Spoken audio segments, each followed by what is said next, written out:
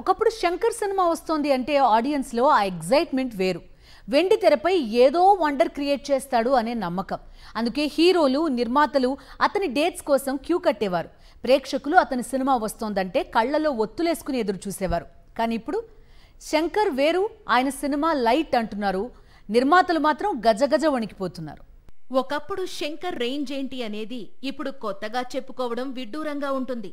Indian cinema రూపురేఖల్ని మార్చి రాజమౌళి లాంటి దర్శకుడికి inspiration గా నిలిచి రోబో లాంటి మూవీ తీసి హాలీవుడ్ ను ఆశ్చర్యపరిచిన దర్శకుడు శంకర్. కానీ ఇప్పుడు శంకర్ అంటే ఒక డిజాస్టర్ డైరెక్టర్. ఆఫ్టర్ ఫ్లాప్స్ కు care of address. All time classic iconic film భారతీయుడుకు సీక్వెల్ తీసి కావలసినంత చెడ్డ పేరు తెచ్చుకున్నాడు. RRR లాంటి బ్లాక్ బస్టర్ తర్వాత రామ్ చరణ్ గేమ్ చేంజర్ కోసం డేట్స్ ఇస్తే ఈ మూవీతో మళ్లీ కంబ్యాక్ ఇస్తాడు అనుకుంటే మరోసారి అదే స్థాయిలో పరువు పోగొట్టుకున్నాడు శంకర్. నిర్మాతకు 100 కోట్ల నష్టాన్ని తీసుకొచ్చాడు. సంక్రాంతికి రిలీజ్ అయిన గేమ్ చేంజర్ పై ఈ సినిమాకు వర్క్ చేసిన ఎడిటర్ సంచలన కామెంట్స్ చేశాడు. గేమ్ చేంజర్ ను శంకర్ దాదాపు 8 గంటల పాటు తీసి దాన్ని ఎడిటింగ్ టేబుల్ పైకి తీసుకొచ్చాడట.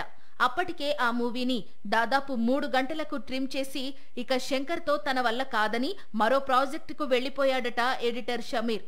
ప్రస్తుతం శంకర్ పై షమీర్ చేసిన కామెంట్స్ తెలుగు, తమిళ సినీ పరిశ్రమలను షేక్ చేస్తున్నాయి. దర్శకుడంటే నిర్మాత శ్రేయస్సు కోరాలి, సేమ్ టైం ఎంతో కొంత లాభాన్ని తెచ్చిపెట్టే విధానం ఆలోచించాలి. ఈ విషయం శంకర్ కు తెలియంది కాదు. అయినా సరే ఈ మధ్య కాలంలో శంకర్ ఎందుకు ఇలా చేస్తున్నాడు? అంతటి స్టార్ డైరెక్టర్ కు ఇంతటి పతనం ఏంటి అనేది ఎవరికీ అర్థం కావడం లేదు. అందుకే ఇంతకీ శంకర్ కు ఏమైంది అనేది ప్రస్తుతం సోషల్ మీడియాలో ట్రెండింగ్ గా మారింది.